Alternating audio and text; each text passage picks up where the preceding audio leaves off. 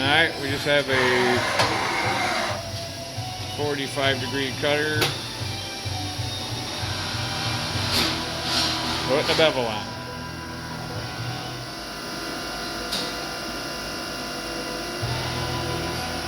And here's the wash down. And if you have any other questions, by all means, give me a call. Yep, you can fire it up. I'm just kind of videoing that this machine basically exclusively runs aluminum, and we run a lot of plastic.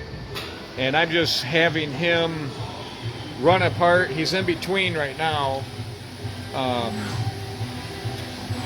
Daggone it. These have already been machined. He's switching over to do another op on it, but I'm just having him dry run this existing part so you can see the actual machine being used, and tool changing, and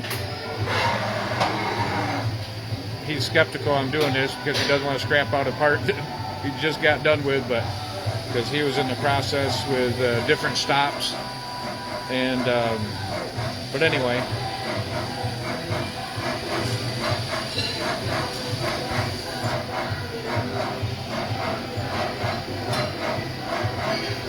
But everything works. This is going to take a minute with, but I'll tune back in just as he does a tool change.